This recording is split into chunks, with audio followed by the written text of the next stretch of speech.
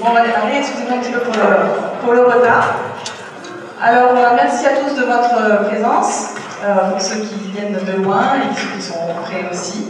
C'est la première fois qu'on organise une conférence comme ça sur le cancer du cerveau dans ce cadre-là. L'idée, en tout cas, notre souhait, c'est de vous partager aussi un combat, qui est le cancer du cerveau sous sa forme la plus grave, le glioblastome, qui est un cancer incurable, qui touche tout le monde, qui est sans cause, trouvée en tout cas, même si des pistes au niveau épidémiologique aussi. Et donc on a créé une association il y a maintenant 4 ans, qui est pour aider la recherche et soutenir les familles qui sont touchées par cette maladie-là.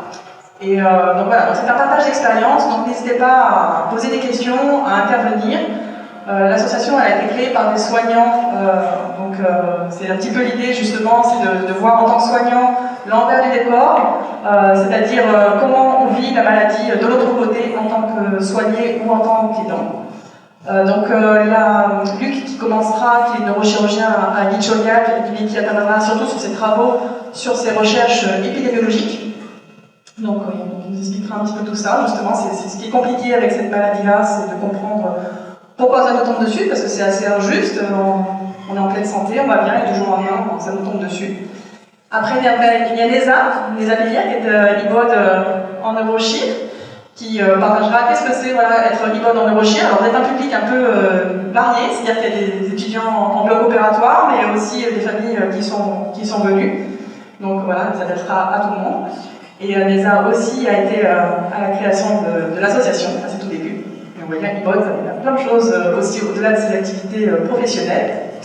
Ensuite, je présente Pierre Bournier qui représente la GEN, qui vient souvent sur l'IFMS d'ailleurs, et qui anime avec ses collègues un atelier smoothie, donc pour ceux qui veulent pédaler et faire un peu de sport après avoir pris beaucoup de brioche au stand de l'association.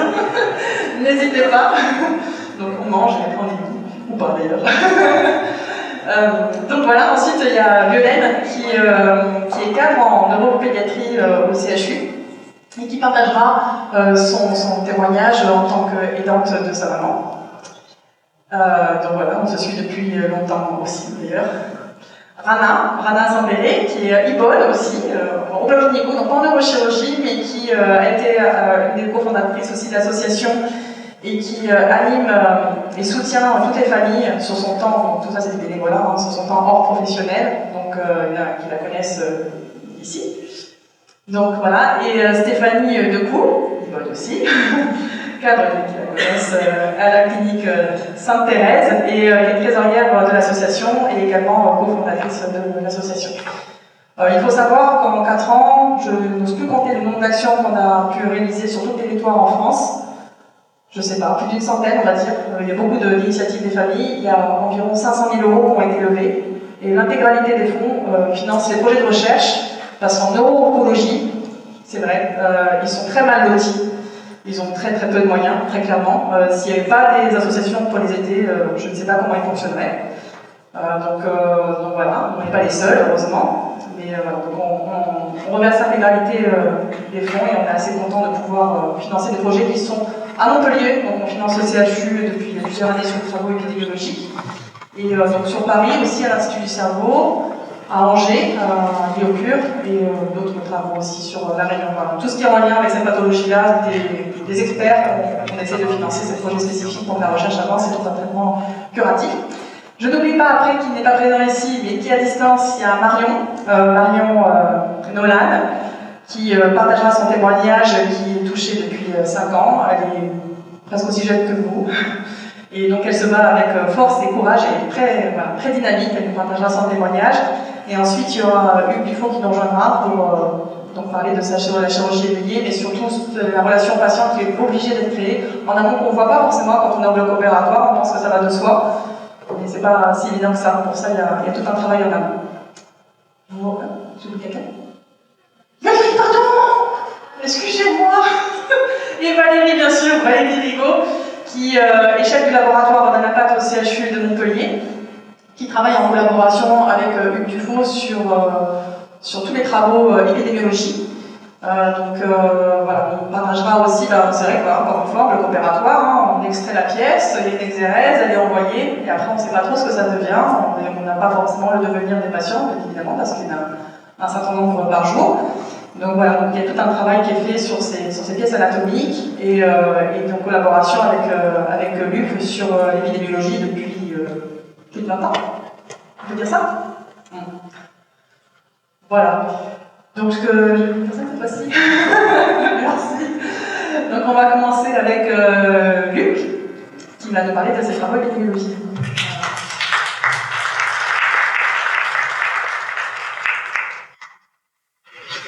Merci beaucoup à Laetitia et toute l'équipe des Étoiles dans la mer. Je pense qu'effectivement, vous faites un travail extrêmement important pour les patients et les familles. C'est la première chose qu'il faut souligner.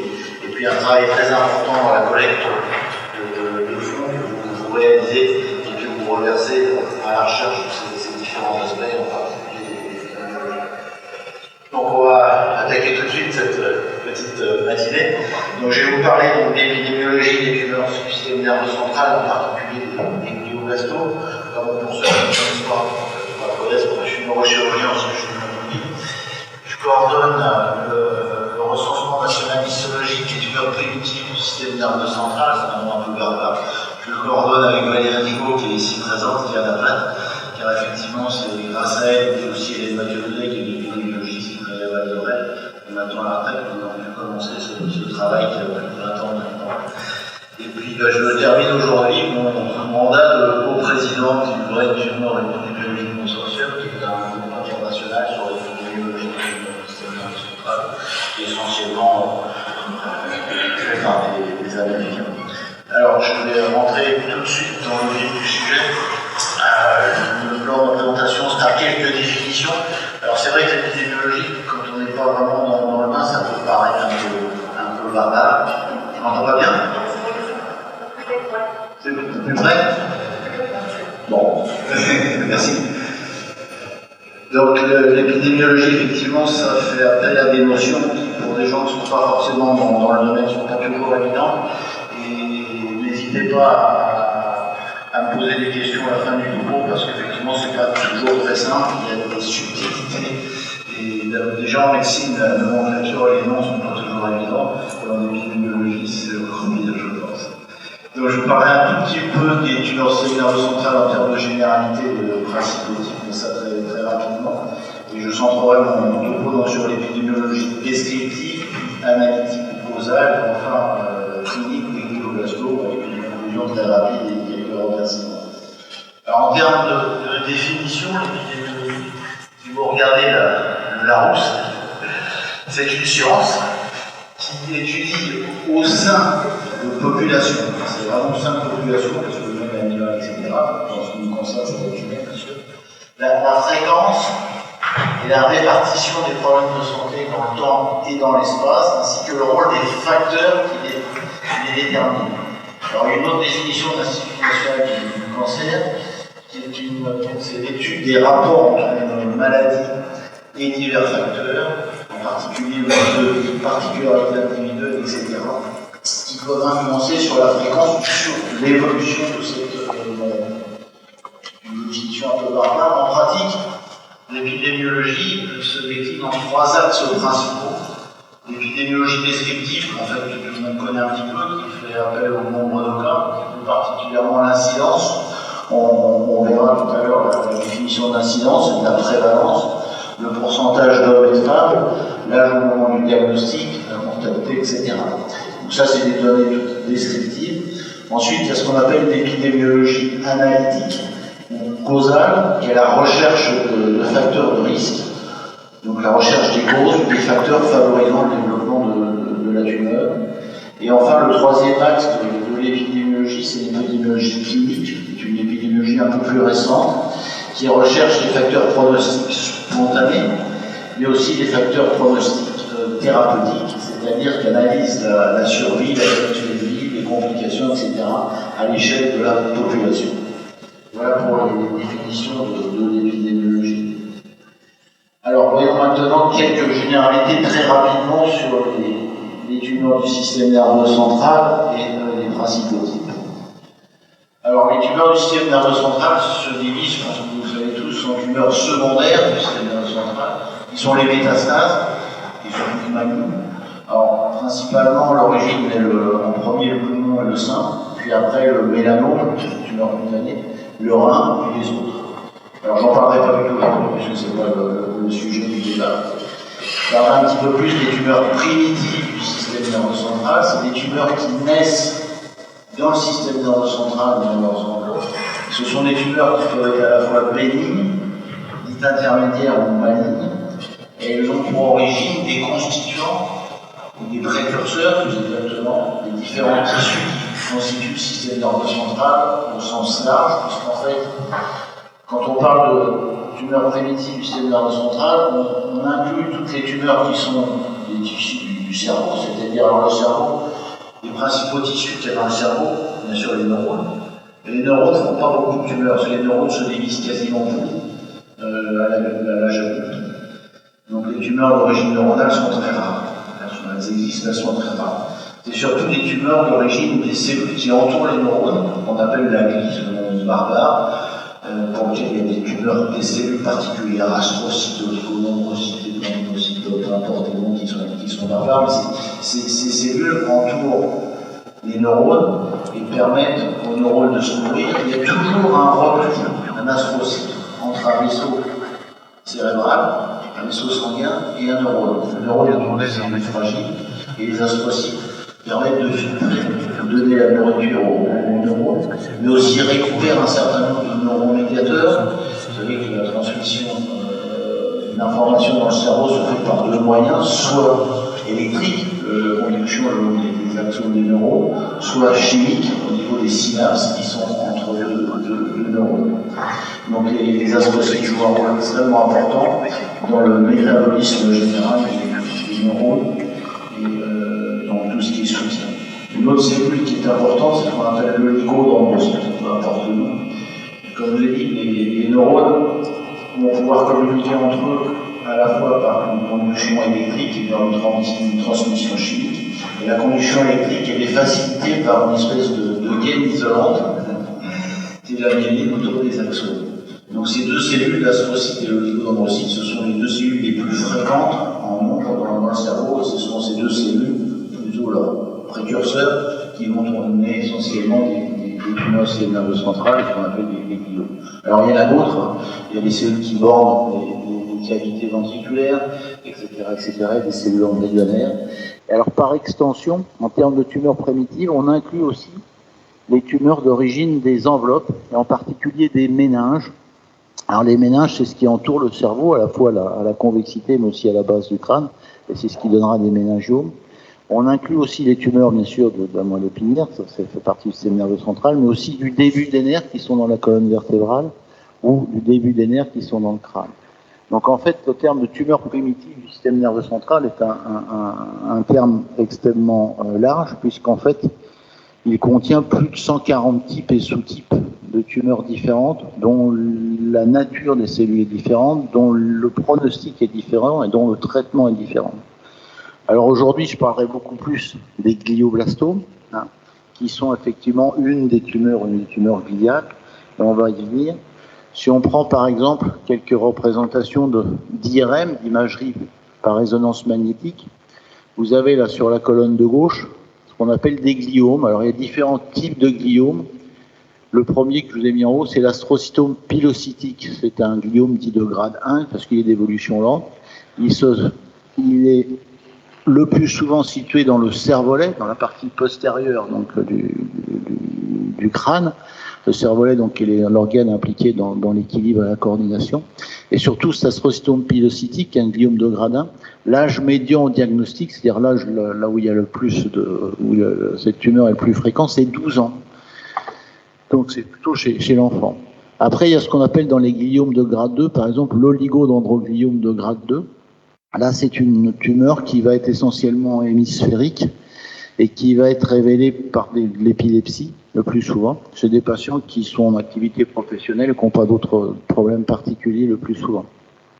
Là, vous avez un gliome de grade 3, qui est un oligodendrogliome anaplasique, qui effectivement a à peu près les mêmes topographies que le grade 2, mais avec une présentation radiologique un peu différente, avec des prises de contraste, parfois des kisses, etc., qui est une présentation un peu plus agressive. Et puis enfin, vous avez le glioblastome, ce qui est le gliome de grade 4, qui est une tumeur qui est effectivement principalement située dans le cerveau, avec des prises de contraste, qui est une tumeur beaucoup plus agressive, avec un âge médian diagnostique de 64 ans. Alors vous avez d'autres gliomes un peu particuliers, tels que l'épendymome, qui est dans ce qu'on appelle le 4e ventricule, c'est-à-dire au niveau de la fosse postérieure, derrière, entre le cervelet et le tronc cérébral. Vous avez là un gliome de la moelle épinière. Puis là, vous avez une tumeur qui n'est pas du tout un gliome, mais qui est un méningiome. C'est des tumeurs le plus souvent bénignes sur le plan histologique. Enfin, quand on voit le volume qu'il y a dans la boîte crânienne, le retentissement n'est pas si bénin que ça, hein, on peut le concevoir. Bon, elle grossit beaucoup plus lentement. Vous avez aussi des lymphomes. Tous les tissus du corps ont des cellules d'origine sanguine pour la défense de l'organisme, et en particulier des lymphocytes. Et là, au niveau du cerveau, on peut aussi avoir, c'est des tumeurs assez rares, mais des lymphomes dits primitifs. On peut avoir aussi des tumeurs des nerfs. Au niveau, par exemple, de la base du crâne, là, vous avez une tumeur du nerf numéro 8, c'est le nerf qui est impliqué dans l'audition et l'équilibre. Donc voilà pour ce petit résumé. On va parler maintenant un petit peu d'épidémiologie descriptive, donc essentiellement des glioblastomes. Alors, les glioblastomes, c'est la tumeur primitive du système nerveux central, maligne, qui est malheureusement la plus fréquente, puisqu'environ 80% des tumeurs malignes du système nerveux central sont des glioblastomes. Et les glioblastomes représentent entre 14 et 25% de l'ensemble des tumeurs primitives du système nerveux central, la tumeur la plus fréquente étant finalement le méningiome.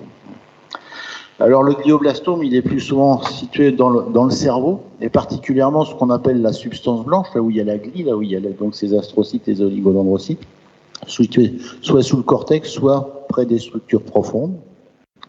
Il peut être dans tous les lobes, le lobe frontal qui est le plus haut et le lobe temporal, mais aussi on le retrouve aussi du lobe pariétal, le lobe occipital, et puis aussi au niveau du lobe insulaire qui est la profondeur. On peut le retrouver, même de manière beaucoup plus rare, dans le cervelet, qui est donc à la partie la postérieure, ou même dans le tronc cérébral. Le tronc cérébral, c'est ce qui est la jonction entre le cerveau et la moelle épinière. Pareil, on peut trouver des glioblastomes, mais là c'est encore beaucoup plus rare au niveau de la moelle épinière. Alors, maintenant parlons un petit peu de chiffres. Alors quand on parle de nombre de tumeurs, de nombre de patients qui sont atteints d'une maladie, en général on parle d'incidence. Alors l'incidence, par définition, c'est le nombre de nouveaux cas pour un nombre d'habitants ou de population sur un temps donné. Alors en général, on prend le nombre de nouveaux cas sur 100 000 habitants et par an. Alors pour les glioblastomes, l'incidence des glioblastomes, alors tout âge confondu, est entre 2 à 6 nouveaux cas pour 100 000 habitants et par an dans les pays occidentaux. Cette incidence, elle varie en fonction de beaucoup de choses, en fait. Elle varie d'abord en fonction des méthodes de recensement, j'en dirai deux mots tout à l'heure. Elle varie en fonction aussi des populations, de l'âge, du sexe, de l'ethnie, etc. Des classifications histologiques aussi. Et en fait, il faut savoir que, malheureusement, il y a peu de pays qui ont des données précises sur l'incidence des tumeurs du système nerveux central de manière précise, et en particulier des glioblastomes. Les pays qui ont les meilleures données d'incidence sont les États-Unis, les pays scandinaves, l'Autriche et plus récemment l'Angleterre. Alors à titre d'exemple, l'incidence aux États-Unis du glioblastome, c'est 3,26 nouveaux cas pour 100 000 habitants et par an. Alors, voyons maintenant, puisque je vous ai dit que cette incidence, elle variait. Je vous ai dit tout à l'heure que le glioblastome, par rapport à l'astrocytome pilocytique, par exemple, c'est une tumeur qui se voit en moyenne plus tardivement. En particulier, l'âge médian diagnostique, il est de 65 ans. On peut avoir des glioblastomes, c'est l'enfant, mais ils sont beaucoup plus rares. De même, l'incidence, elle varie avec le sexe. Il y a un peu plus de glioblastomes chez l'homme que chez la femme. Il y a 1,4 hommes pour une femme. Et là, vous avez les courbes d'incidence chez l'homme, en bleu foncé, et chez la femme en rose. Et on voit effectivement que la classe d'âge qui a le plus de cas, c'est pour les âges d'environ 65 ans. Les enfants peuvent être touchés, mais de manière plus rare. Alors, il faut faire attention quand on parle d'incidence des comparaisons entre les pays. Puisque, par exemple, je vous ai dit que l'astrocytome pilocytique, cette tumeur du cervelet qu'on trouve chez l'enfant, ce gliome de Gradin, l'âge médian diagnostique, il est de 12 ans. Si vous comparez l'incidence de l'astrocytome pilocytique entre la France ou un pays occidental où la proportion de personnes âgées est quand même assez importante par rapport à un pays comme le Mexique où vous avez énormément de jeunes, au Mexique, comme vous avez énormément de jeunes, le nombre d'astrocytomes pilocytiques va être probablement beaucoup plus important que dans un pays occidental où il y a principalement des gens un petit peu âgés. À l'inverse, le glioblastome va avoir une incidence beaucoup plus élevée dans un pays où il y a plus de gens âgés, entre guillemets, que d'enfants. Donc l'incidence du glioblastome sera probablement beaucoup plus élevée en France qu'au Mexique. Alors pour comparer ces incidences, je ne vais pas détailler ici, on fait ce qu'on appelle des standardisations en fonction de population de référence et de différentes tranches d'âge. Alors, qu'est-ce qu'on a comme données en France? Alors, concernant l'incidence des glioblastomes, malheureusement, en France, on n'a pas de registre national des tumeurs du système nerveux central. Alors, effectivement, on peut se poser des questions, mais c'est le cas. Alors, il y a des registres généraux, départementaux, du réseau Francine. Il y en a environ 14 en France, des registres généraux. Et il y a quelques registres spécialisés dans différentes tumeurs. Et il y en a un seul qui est spécialisé dans les tumeurs du système nerveux central, c'est celui de la Gironde. Pour la Gironde, l'incidence du glioblastome est un peu plus élevée que ce que je vous ai donné pour les données américaines, et de 5,23 pour 5000 habitants et par an, sur une période de 2000 à 2012. Alors, nous avons en France, et grâce au recensement national histologique dont je vous parlais tout à l'heure, qui est donc coordonné par Valérie et moi-même, nous avons pu collecter sur la France tous les cas de tumeurs primitives du système nerveux central grâce à un double système en fait.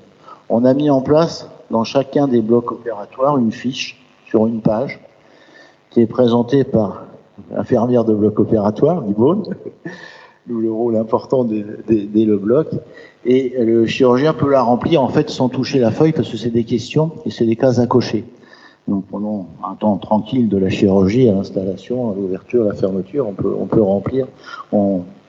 Une personne dans la salle pose des questions et on peut remplir directement. Cette fiche, elle suit directement les prélèvements.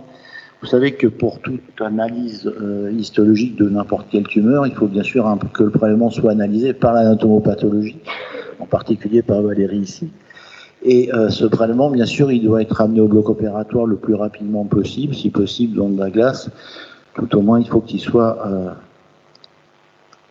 envoyé dans les meilleures conditions pour qu'il y ait un diagnostic précis. Et là aussi, l'infirmière de bloc opératoire est être importante pour cela.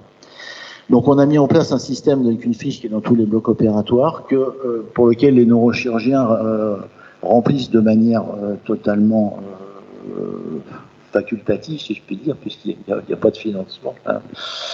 Et cette fiche, elle suit le prélèvement, elle va en anapath, et l'anapath, une petite partie va répondre, il va mettre son diagnostic et différents codes. Et là aussi, hein, c'est totalement bénévole. Et cette fiche est renvoyée au registre des tumeurs de l'Hérault parce que pour pouvoir traiter des domaines nominatives, en France, il faut faut être dans un cadre d'un registre, dans un cadre réglementaire très, très particulier. Et grâce au registre des tumeurs de l'Hérault, puisque l'Hérault est un des départements qui a un registre des tumeurs, nous pouvons enregistrer les cas. Alors cette manière de faire avec cette fiche de recensement, bien sûr, elle ne permet pas de collecter tous les cas parce que tous les chirurgiens ne remplissent pas toujours tout le temps pour différentes raisons. Hein. Et nous avons une attachée ou ingénieur de recherche clinique qui fait le tour de France tous les services de neurochirurgie et laboratoires d'anapath pour récupérer ce qu'on appelle les listings, c'est-à-dire tous les cas qui sont collectés dans les laboratoires d'anapath. Et ça aussi, ça vient directement au registre des tumeurs de l'Hérault. C'est ainsi qu'on collecte nos données. Et ça fait effectivement plus de 20 ans que nous avons commencé, et nous avons plus de 140 000 cas qui ont été enregistrés maintenant dans la base. Alors en termes de glioblastome, nous on a une incidence, alors nous collectons que les cas avec un diagnostic histologique. Alors effectivement, normalement, dans un registre, il faut pouvoir collecter les cas qui bénéficient d'une analyse de tissu, mais dans certains cas, notamment pour des personnes très âgées, très fragiles, il n'y a pas toujours de prélèvement. Et normalement, un registre doit collecter les cas avec l'étude histologique, mais aussi les cas pour lesquels il n'y a pas d'étude histologique, où on suspecte sur la radiologie, l'IRM en particulier, sur l'histoire clinique, le type de tumeur. Alors c'est beaucoup moins précis, bien sûr, mais ça augmente le nombre de cas. Nous collectons que les cas avec histologie. Alors en fait, finalement, pour les tumeurs primitives du système nerveux central, et tout au moins pour les tumeurs dites malignes, en France et dans beaucoup de pays occidentaux, la très grande majorité des cas ont recours maintenant à un prélèvement, soit une biopsie, soit une exérèse. Donc finalement, pour les tumeurs malignes, on est très représentatif, même s'il nous manque quelques cas sans histologie. Alors pour les glioblastomes, on a eu deux études. Une sur la période 2006-2011 qui montrait une incidence à 3,43, donc qui est très proche des données américaines, et une sur une année 2008 où on était à 3,3 pour 100 000 habitants et par an. Alors, maintenant, il y a des données qui sont sorties plus récemment, des données de l'Institution nationale du cancer et de Santé publique France, qui a fait une monographie sur les différents types de tumeurs.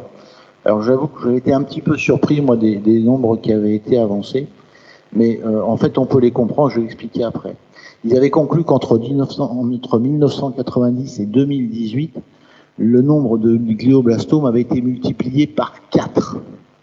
C'est quand même extrêmement important. Et l'estimation de l'incidence en 2018, en termes de taux brut, est une incidence de 6,4 pour 100 000 habitants et par an chez l'homme et 4,4 pour 100 000 habitants et par an chez la femme. Alors, effectivement, ces chiffres peuvent être étonnants. Alors, il faut savoir, c'est que la manière dont on recense les cas varie, et qu'en 1990, le recensement des cas, il n'était pas de très bonne qualité. Donc c'est sûr que le nombre était moindre. D'autant plus en termes de classification, un grand nombre de tumeurs étaient classées tumeurs cérébrales primitives au sens large, ou gliome au sens large, et qu'il était rarement précisé que c'était vraiment un glioblastome, parce que les prélèvements étaient petits, etc., etc. D'autre part, les prises en charge diagnostiques et thérapeutiques ont évolué. C'est vrai qu'en 1990, on opérait beaucoup moins les patients âgés. D'abord, on leur faisait moins de scanners et moins d'IRM, et en plus, on les opérait beaucoup moins. Ensuite, les classifications histologiques, depuis 2000, ont varié en 2000, 2007, 2016 et 2021, avec des définitions des glioblastomes qui ont un petit peu évolué. Donc, tous ces éléments expliquent une augmentation par les registres français du nombre de glioblastomes qui ont été comptabilisés. Cela étant, est-ce que cette augmentation liée à la méthode explique l'ensemble, ou est-ce que le risque de contracter un glioblastome a augmenté? Personne ne peut répondre actuellement encore. Alors, voyons maintenant les variations en fonction de l'endroit, des variations spatiales de l'incidence des glioblastomes. Alors, nous avons fait un rapport, nous, en 2020, sur la répartition des glioblastomes dans le sud-ouest de la France, c'est-à-dire l'ancienne Midi-Pyrénées et Aquitaine, et on avait montré qu'il y avait un taux de gliome et de glioblastomes significativement supérieur dans la partie extrême sud-ouest, et en particulier dans les Pyrénées-Atlantiques et les Hautes-Pyrénées. Que la Gironde était aussi un département où l'incidence était élevée par rapport à la partie est de la région. Donc ces données sont dues au recensement pur, mais elles sont en parfait accord avec les données des registres français, et aussi les registres français essayent d'intégrer les données PMSI, les données de la sécurité sociale. On a encore du mal, mais on commence à avancer un petit peu. Ce qui est sûr, c'est qu'on a des données de mortalité qui sont quand même correctes, des données de mortalité globales. Alors, les données de mortalité globale pour l'ensemble des tumeurs du système nerveux central, effectivement, c'est pas spécifique du glioblastome, mais comme le glioblastome représente 80% des tumeurs malignes, les données de mortalité représentent quand même un bon reflet du glioblastome. Et on s'aperçoit qu'en termes d'incidence et surtout de mortalité, l'extrême sud-ouest a beaucoup plus de mortalité de tumeurs du système nerveux central, donc très probablement de glioblastome. Donc là, ces deux études qui sont faites avec une méthodologie très très très différente sont tout à fait concordantes. Alors il y a un troisième élément, c'est dommage, ça coupe un peu sur la diapo, non, ça se voit pas. C'est l'étude des clusters.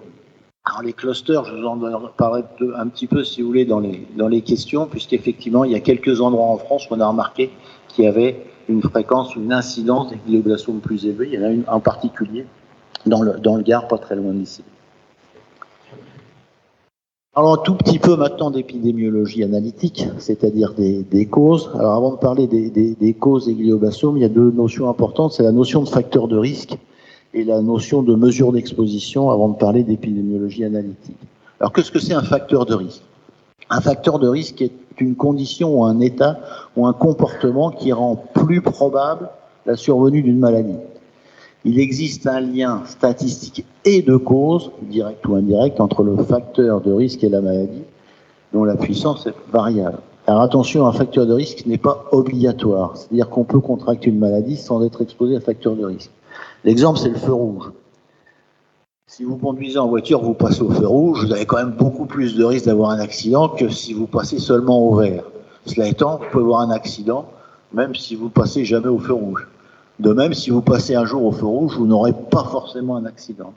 Donc il y a un facteur de risque, il faut le prendre un petit peu comme ça, c'est-à-dire que ça va favoriser statistiquement la survenue d'une maladie, mais ce n'est pas obligatoire. De même, il y a un lien statistique n'implique pas forcément un lien causal. Alors une des premières études épidémiologiques qui avait été réalisée en Angleterre, en ce qui concerne les accidents vasculaires cérébraux chez les femmes et la prise de la pilule. Et il avait été constaté qu'il y avait un fort rapport entre la prise de la pilule et l'accident vasculaire cérébral. Mais en fait, il y avait un facteur intermédiaire extrêmement important, c'est que les femmes qui prenaient la pilule étaient beaucoup plus des femmes fumeuses que des femmes non fumeuses. Donc le tabac étant une grande cause de l'accident vasculaire cérébral, effectivement, le lien entre l'accident vasculaire cérébral et la pilule était nettement moins évident en termes de cause. Alors cela étant, il y a peut-être un facteur, mais là il y avait un facteur intermédiaire qui était le tabac qui était extrêmement important. Alors, un autre élément qui est important, c'est la mesure d'exposition d'un facteur environnemental. Cette mesure, elle est souvent difficile. Alors, deux exemples. Le téléphone portable, bien sûr, qui a fait beaucoup parler de lui pour les tumeurs cérébrales. Mesurer l'exposition au téléphone portable, c'est extrêmement difficile parce que c'est des ondes électromagnétiques. Vous en avez aussi dans la Wi-Fi, vous en avez aussi dans votre radio réveil, s'il est électrique, à côté de votre table, sur votre table de chevet. Vous en avez dans les micro-ondes, etc., etc. Les pesticides, qui sont quand même assez fortement suspectés d'avoir un impact sur les tumeurs cérébrales, mais c'est pas encore prouvé. L'exposition aux pesticides est extrêmement difficile aussi à mesurer parce qu'il y a environ 1400 molécules différentes. Et puis, bon, un agriculteur, il a plus de chances, effectivement, d'être exposé, mais celui qui habite en face du champ, en fonction de la direction du vent, de la saison, etc., sera exposé d'une manière plus ou moins différente. Bon, bref, en deux mots, l'épidémiologie analytique ou causale se répartit principalement entre des facteurs génétiques, des facteurs environnementaux, des facteurs fonctionnels. Alors ça, c'est pas interrogation, j'en parlerai pas. Mais est-ce que l'activité cérébrale peut favoriser, au contraire, inhiber la survenue de tumeurs? C'est une question pour laquelle, pour moi, on ne peut pas répondre. Mais ce qui est sûr, c'est qu'il n'y a pas de tumeur cérébrale sans cerveau. Ensuite, probablement que les interactions entre ces différents facteurs, alors maintenant on parle d'épigénétique, ce qui modifie un petit peu l'ADN et les chromosomes, ou l'épitranscriptomique, ce qui modifie un petit peu l'ARN, a probablement des influences, mais bon, je ne rentrerai pas dans les détails parce que c'est des choses relativement nouvelles et très compliquées pour lesquelles, pour le moment, on n'a pas de conclusion formelle. Alors, parlons un petit peu des facteurs génétiques. On sait qu'actuellement, il y a environ seulement 4 à 5% des gliomes qui sont d'origine familiale. Pour les glioblastomes, c'est effectivement le cas. Il y a quelques rares syndromes génétiques, même très rares syndromes génétiques pour certains, tels que la neurofibromatose, le syndrome de Turco, etc., qui favorisent les gliomes. Alors, fait un peu plus nouveau, ce sont ce qu'on appelle les polymorphismes génétiques ou les SNPs. Alors, les polymorphismes génétiques, il faut prendre par exemple, si vous prenez les groupes sanguins, les groupes A, le groupe B, le groupe AB, le groupe O, etc. En fait, dans l'ADN, vous savez que la génétique est portée par les chromosomes, donc par les molécules d'ADN.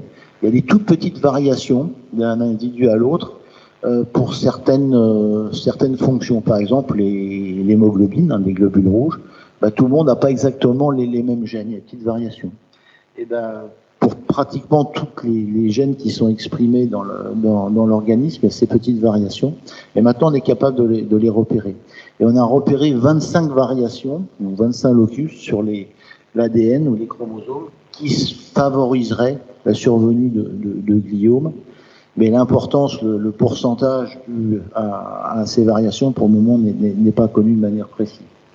Un autre élément intéressant aussi, c'est l'ethnie. Alors, est-ce que c'est un faveur génétique ou environnementale? C'est probablement plus génétique. Par exemple, aux États-Unis, il y a 2 fois plus de gliomes chez les blancs que chez les noirs. Et ça été bien prouvé. Alors, on pourrait se dire, parce que les noirs sont peut-être moins bien pris en charge aux États-Unis que les blancs. Mais en fait, en ce qui concerne les méningiomes et les tumeurs hypophysaires, la relation, elle est inverse. Bon, c'est pas un facteur 2, mais la relation, elle est inverse. On a aussi montré maintenant que les populations qui ont des ancêtres dits européens ont un risque de gliome plus élevé que les populations africaines ou asiatiques. Donc probablement c'est un facteur génétique qui expliquerait cela. Alors les facteurs environnementaux, au jour d'aujourd'hui, comme on dit, il n'y a qu'un seul élément qui est franchement prouvé, ce sont les radiations ionisantes, en particulier c'est la bombe atomique, c'est la radiothérapie. Et effectivement, les gliomes et les méningiomes sont favorisés par l'exposition aux rayonnements ionisants. Alors ce qui est discuté, ce sont les radiations non ionisantes, donc les champs électromagnétiques, Wi-Fi, téléphone portable, radio réveil, etc. Alors il y a eu beaucoup de publications sur le sujet, et en fait, donc des publications très contradictoires. Hein. Et en fait, les dernières grandes études ne montrent pas, tout au moins à ma connaissance, d'éléments formels favorisant les tumeurs cérébrales. Bon, cela étant, il faut toujours se méfier du durée éventuellement d'exposition nécessaire avant d'entraîner une maladie, telle par exemple l'amiante pour le cancer du poumon. Hein. Donc c'est vrai que le recul n'est pas encore extrêmement long pour les radiations ionisantes, mais à ce jour, il n'y a pas d'étude formelle qui ait prouvé qu'il y a un lien entre les radiations ionisantes et tumeurs cérébrales, mais ça reste à confirmer. Les pesticides, c'est un peu probablement l'inverse. Il n'y a pas d'études formelles qui le prouvent, mais il y a quand même pas mal d'études qui laisseraient supposer que ça favorise la survenue de tumeurs cérébrales, en particulier de gliome. Mais cela étant, c'est pas encore prouvé de manière formelle. Et surtout, on n'a pas identifié la molécule ou les molécules qui entraîneraient l'augmentation de risque. La pollution atmosphérique, ça a été beaucoup débattu, et pareil, il y a eu des études contradictoires. Il semblerait que ça favoriserait surtout les tumeurs d'origine embryonnaire, tumeurs du système nerveux central d'origine embryonnaire, comme les médulloblastomes, etc. Les gliomes, c'est un petit peu débattu, etc. Alors, un facteur protecteur, ce sont les maladies allergiques. Les patients qui ont de l'asthme ou un eczéma ont un risque moindre, ça ne veut pas dire qu'ils n'auront pas forcément de gliome, mais ils ont un risque moindre d'avoir un gliome. Alors, je dirais juste un tout petit mot d'exemple d'épidémiologie clinique. Je vous dis que l'épidémiologie clinique, et que ça tarde à étudier les facteurs pronostiques, qu'ils soient spontanés ou thérapeutiques. Je prendrai juste 3 exemples. Celui du traitement standard du glioblastome à l'heure actuelle, qui repose sur l'association radiothérapie, chimiothérapie avec une temozolomide, qui est le protocole de Stupp. C'est une étude qui a été faite en 2005 déjà, qui est une étude de phase 3 sur des patients sélectionnés. Et en fait, quand on a une étude, ce qu'on appelle un cas clinique, sur des cas sélectionnés, quand on a un résultat favorable, c'est pas toujours évident qu'on ait par la suite en population des résultats qui le confirment. Et c'est le recensement qui a confirmé pour la première fois en population effectivement ce résultat de cette étude sur des patients sélectionnés. Pareil, on a montré aussi que tout d'abord avec une collaboration américaine, puis après sur des données françaises, que l'âge est un facteur pronostique, ça on le savait tous, mais que chez les gens âgés, c'est surtout l'état fonctionnel qui prédomine, et plus que l'âge. C'est pour ça d'ailleurs que maintenant on a tendance à prendre en charge les patients plus âgés que dans le temps. Enfin aussi, le recensement a permis d'étudier des tumeurs beaucoup plus rares, telles que les glioblastomes du cervelet et de la moelle épinière, et on a permis de donner des propositions de stratégies thérapeutiques. Je ne détaillerai pas trop ici, parce que ça prendrait un petit peu de temps. Alors en conclusion, collecter des données épidémiologiques est un travail de fourmi, de longue haleine. De plus, ça nécessite des collaborations nombreuses et importantes, du temps, du personnel et du financement. Alors j'aurais pu parler un petit peu des perspectives, mais bon, la perspective que je souhaite vous exprimer est extrêmement ambitieuse. Je ne sais pas si on y arrivera un jour, tout au moins dans les années qui viennent, c'est d'essayer d'avancer dans ces facteurs de risque. Et moi, il y a un des éléments qui me paraît intéressant, ça serait de bien déterminer au niveau d'un pays les zones où il y a des zones d'incidence plus élevées et des zones d'incidence plus faibles, et de pouvoir comparer un certain nombre de facteurs environnementaux et peut-être génétiques. Alors, je ne vous l'ai pas mis en perspective parce que c'est quand même un travail extrêmement ambitieux. Je ne sais pas si on y arrivera, mais bon, faut toujours croire à ce que l'on fait, et je pense que c'est important.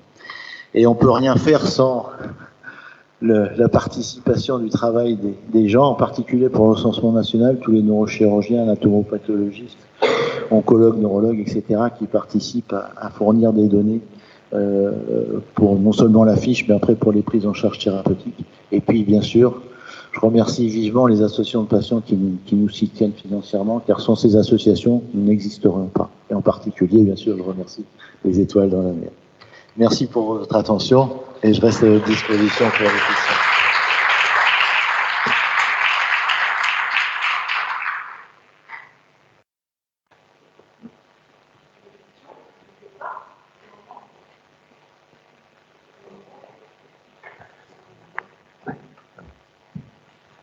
Bon, c'est sûr que l'épidémiologie, c'est pas facile.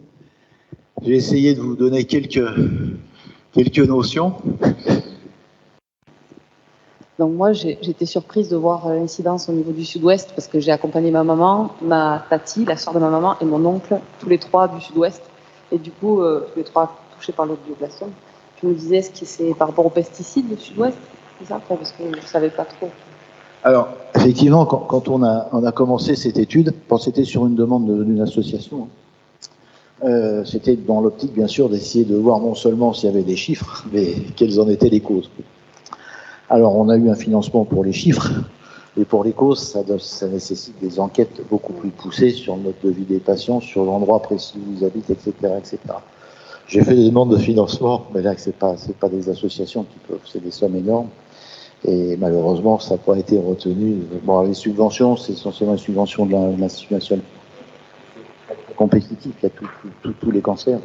Et bon, on a eu des financements par l'Institut national du cancer sur des études spécifiques, notamment sur la répartition en France, enfin la prise en charge des glioblastomes en France, mais sur celle d'aller plus loin, malheureusement, on n'a pas eu de financement pour. Mais j'espère, et je garde nos données bien en vue pour essayer de pouvoir répondre à cette question un jour.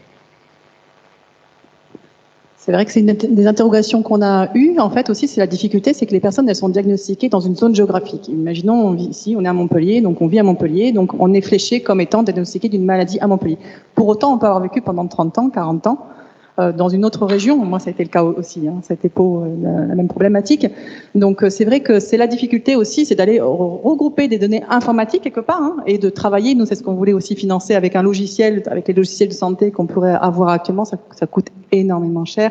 Et il faut des autorisations qui sont très compliquées aussi à avoir. Luc et son équipe sont amenés aussi à travailler sur des demandes aussi d'entreprises, hein, ça peut arriver, où il y a des recensements de cas en fait qui sont regroupés, donc qui sont signalés à Santé publique France, au-delà d'un certain nombre de cas, et à ce moment-là, il peut y avoir une enquête sur les pesticides aussi. Il y a des associations spécifiques qui se sont créées, notamment dans la région ouest de France. Il y a des personnes qui ont été reconnues en maladie professionnelle du glioblastome, notamment sur la région de Rennes. C'était des agriculteurs. Voilà. Donc des agriculteurs qui ont été en contact forcément avec les pesticides et pour certains ont été reconnus en maladie professionnelle post-mortem. Voilà. Donc il faut faire des démarches particulières, mais ça peut aboutir à, en tout cas, une reconnaissance. Il y a des cas aussi de cancer pédiatrique, d'ailleurs, dans des régions ouest de la France, où il y a des cas qui sont supérieurs à la moyenne nationale. Donc il y a des associations Stop contre le cancer des enfants qui se sont créées, qu'on fait des études aussi de relevé de cheveux, etc. Donc c'est assez compliqué d'aller prouver aussi scientifiquement les choses, quoi.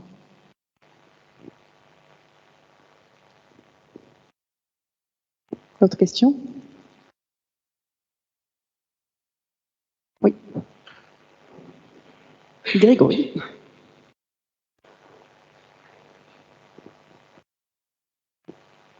Bonjour. Juste une petite remarque, je ne suis pas du tout de votre domaine d'expertise. Moi, je forme des cadres de santé pour le CHU et les autres établissements de santé, mais vous avez soulevé la question du maillage institutionnel, notamment dans le cadre de la recherche, justement. Vous avez dit que c'est un travail de fourmi.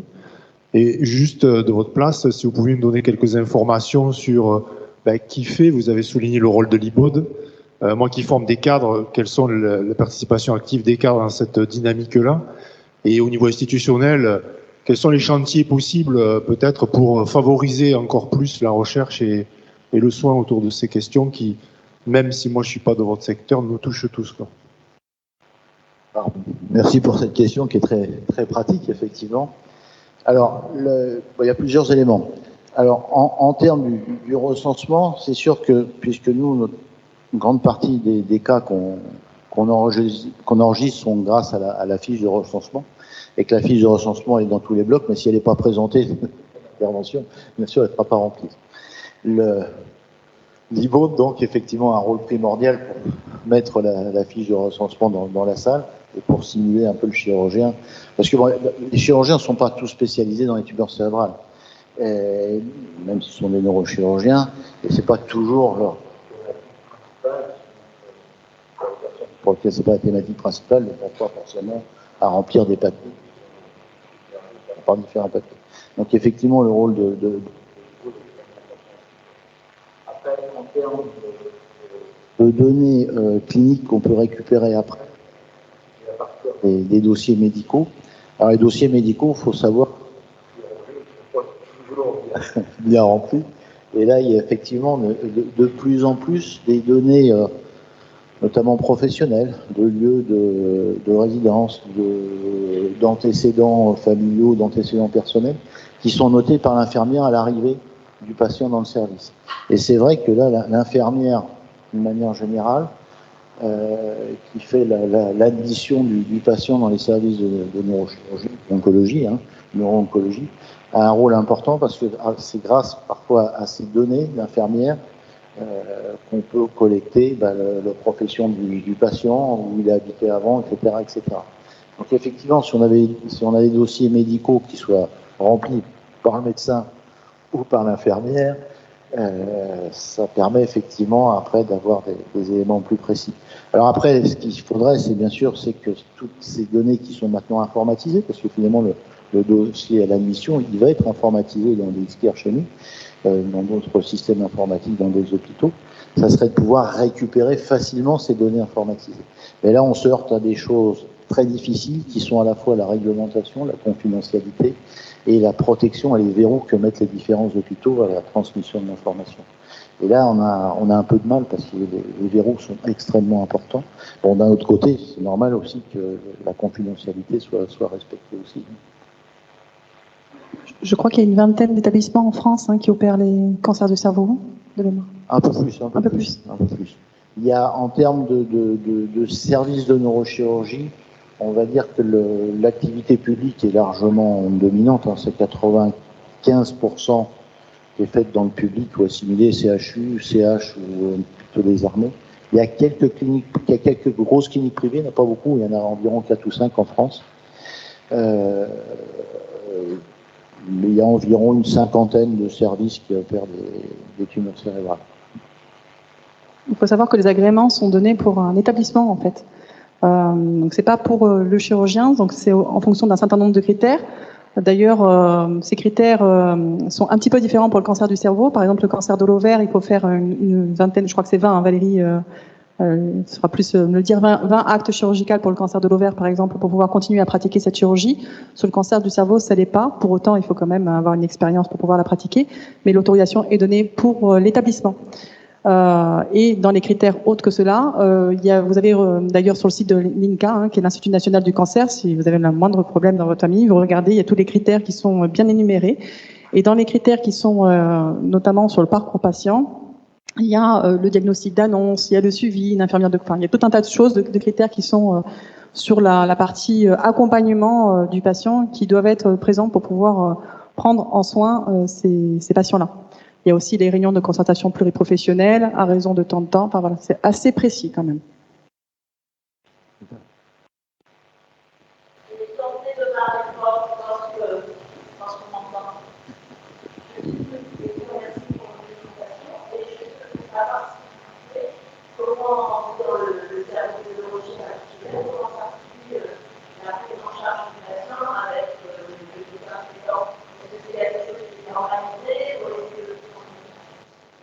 Alors, avec le médecin traitant, non, c'est pas normalisé.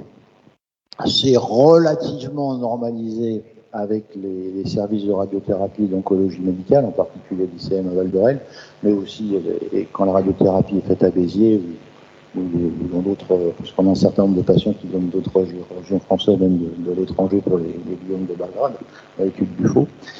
Donc, la prise en charge oncologique post-chirurgicale est relativement standardisée. Avec le médecin traitant, non, il y a un courrier qui est envoyé au médecin traitant qui détaille plus ou moins effectivement les données cliniques du patient et puis le compte-rendu opératoire.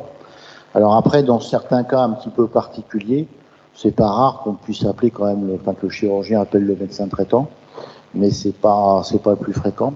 Alors par contre, on a quand même une infirmière d'annonce maintenant qui, alors malheureusement, elle ne peut pas être là tout le temps, elle n'est pas à plein temps, elle ne peut pas prendre pas à plein temps sur ce poste-là. Et donnant au patient, le fait de toute façon accompagné avec une fois que l'annonce est faite, l'annonce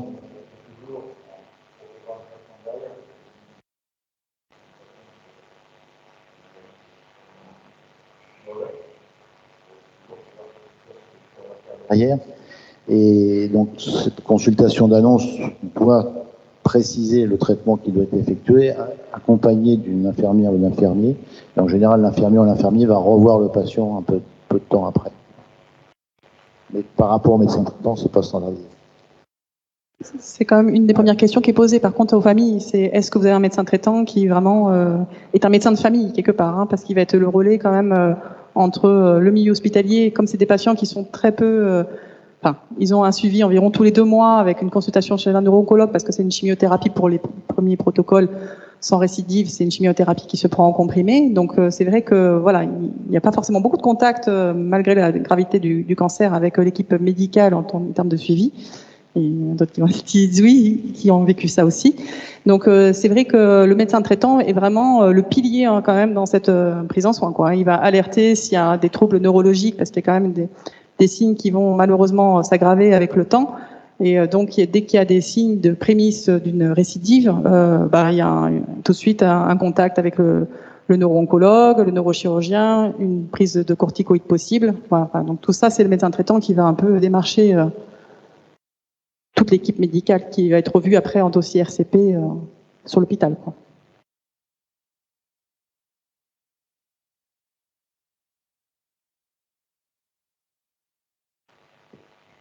Bonjour, je suis la secrétaire, j'étais, puisque je suis en congé aujourd'hui, la secrétaire de Luc. Je suis un peu loin. Je suis la secrétaire de Luc, donc moi je vois les patients ni à l'arrière ni à l'avant du médical, je suis un peu entre les deux. Alors pour répondre sur cette question du médecin traitant, c'est toujours très compliqué. Alors d'abord parce que le patient n'en a pas toujours un, parce qu'on a beaucoup de déserts médicaux autour de nous ici et c'est vrai que c'est très compliqué. Dans l'autre sens, le patient, le médecin traitant va pas toujours faire le lien vers nous non plus. C'est toujours très compliqué d'avoir le médecin traitant directement. Souvent, il envoie le patient lui-même et c'est toujours difficile de savoir si le patient a toujours les bonnes informations. Hein. On est un peu démunis face à ça. Donc c'est vrai que ce lien avec le médecin traitant, il est difficile. Alors je sais pas en proportion du coup du public là s'il y a beaucoup de familles, mais faut pas hésiter vraiment à avoir un médecin traitant qui s'implique. C'est vrai que c'est dur, mais il faut avoir quelqu'un qui soit autre que le chirurgien, parce que le chirurgien n'est pas un médecin de famille, même si dans notre service ici à Montpellier, on a la chance d'en avoir qui sont très très impliqués dans la vie des familles. Mais il faut que le médecin traitant prenne sa part. Et malheureusement, en tant que patient en France aujourd'hui, j'ai l'impression qu'il faut que le patient lutte beaucoup pour être pris en charge. Et je comprends que ce soit difficile pour les familles, du coup, d'avoir ce lien entre le médecin traitant et le spécialiste.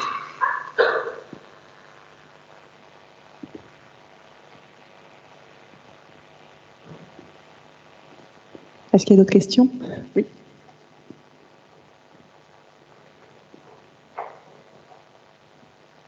Donc oui, moi, ma femme a eu glioblastome.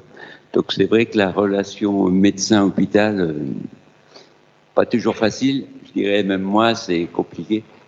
Si je prends mon cas, le compte-rendu de l'hôpital, de la dernière visite du mois d'octobre, je l'ai reçu au mois de mars. Ma femme est décédée au mois de janvier. Et il est quand même destiné au médecin généraliste. Donc moi, j'avais bon rapport avec mon médecin généraliste et à chaque fois, je lui disais j'ai une date, il me demandait de lui faire tout de suite le compte-rendu de ce qu'on m'avait dit. Quoi. Mais c'est vrai que, je dis, même moi, là, je continue à recevoir des comptes rendus. Ça fait un peu mal, quoi. Hein. Donc voilà, on sait que, bon, je sais qu'il y a eu un moment quand ça s'est vraiment aggravé, mon médecin généraliste a repris contact avec le service de l'hôpital pour au moins faire hospitaliser d'urgence pour déclencher la HAD notamment. Parce qu'à l'hôpital, on m'a dit l'HAD non. Et le médecin, il a vu le cas, il m'a dit si tu y as le droit, c'est pas dans les critères, mais tu y as le droit. Donc elle est intervenue vite, et là, effectivement, ça a bougé très vite, quoi. En 3 jours, l'hospitalisation a été faite. Une semaine après, j'avais la HAD.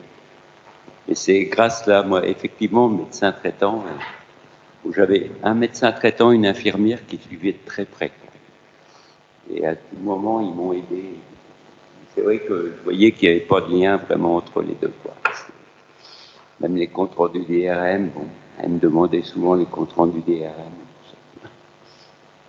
Je pense qu'effectivement, vous soulevez un point important.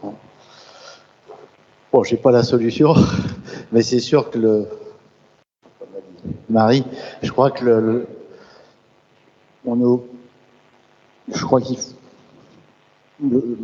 la famille du patient, le patient doit aussi faire le maximum, et c'est pas forcément normal, hein, je suis complètement d'accord avec vous, mais quand on voit comment fonctionnent les hôpitaux, avec la lourdeur, la lenteur, etc., je crois qu'il faut faire le forcing, c'est un peu malheureux de dire ça, hein, mais en pratique, c'est ce qu'il faut conseiller, quoi. Malheureusement. C'est vrai que la personne de confiance, particulièrement sur cette maladie, est primordiale dans la mesure où il y a des atteintes après cognitives. C'est la personne, l'aidant qui va voir tout de suite les signes d'aggravation possible et qui va être ce relais-là, en fait, très clairement.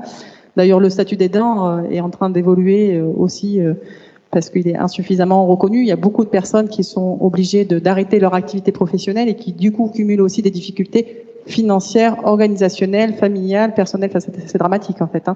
D'autant plus que, c'est vrai, la majorité des personnes sont en fin de vie à domicile, avec toutes les complications que ça peut avoir chez des jeunes adultes atteints, quoi, aussi, avec des enfants en bas âge potentiellement, etc.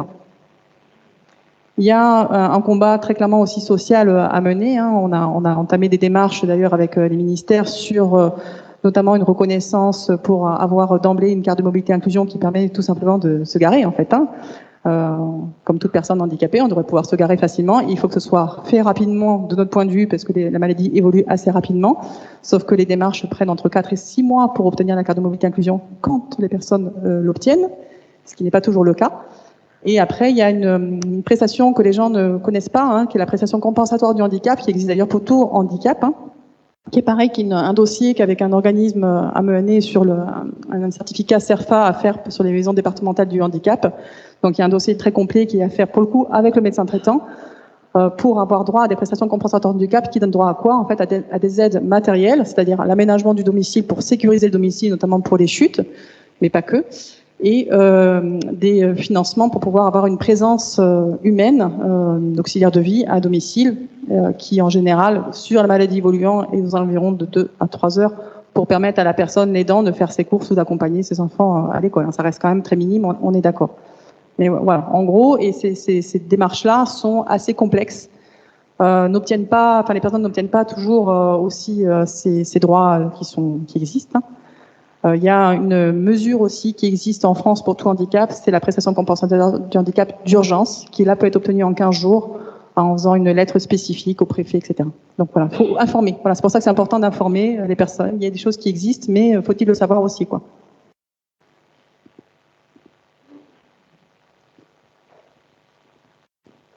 On va peut-être... Oui. Bonjour. Par rapport à ce que vient de nous dire Laetitia, justement, je viens rebondir là-dessus parce que moi-même, je me pose question à ce niveau-là.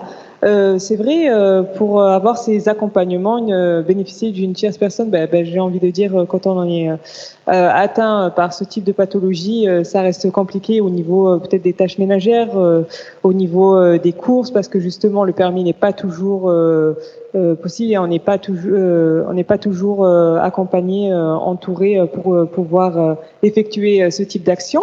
Et j'aurais du coup voulu savoir si de difficultés, je dois dire psychologiques, par rapport face à la maladie, justement toutes ces difficultés du quotidien, y a-t-il cette possibilité d'avoir cet accompagnement d'une psychothérapie, voilà, quelque chose qui est dédié à ce type de public qui rencontre ces difficultés-là quotidiennes. Alors, une psychothérapie, non. La psychothérapie, d'une manière générale, n'est pas remboursée à ma connaissance par la Sécu. Par contre, un soutien psychologique en termes de rééducation cognitive peut se faire par un orthophoniste, par exemple, ou un neuropsychologue. Faut qu'il y ait une ordonnance, bien sûr. Faut qu'il y ait un orthophoniste ou un neuropsychologue qui connaisse un peu le domaine, ce qui n'est pas toujours évident à trouver.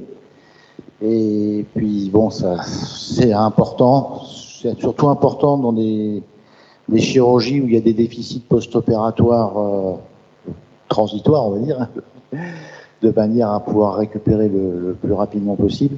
Dans le cas du glioblastome, malheureusement, le plus souvent, l'évolution ne me permet pas une récupération fonctionnelle notable, ce qui fait que malheureusement, le pronostic n'est pas très bon. Ce qui ne veut pas dire qu'il ne faut pas en faire, la rééducation. Alors, c'est pas vraiment de la psychothérapie, c'est plutôt une rééducation, on va dire, cognitive. Et ça, normalement, on peut, à la sortie de l'hôpital, faire, nous, dans un certain nombre de cas, notamment en chirurgie éveillée, on fait quasiment systématiquement une ordonnance de rééducation cognitive. Pour les cas de glioblastome, ça m'arrive aussi de le faire, après ça dépend un petit peu des fonctions de l'état du patient, bien entendu. Mais on peut, mais pas en termes de psychothérapie. Il y aura un Rana qui abordera aussi toutes ces questions-là dans la partie soutien aux familles. Si ça vous va, on va continuer parce que j'ai peur sur la gestion du temps. Merci beaucoup, Luc. Merci à vous.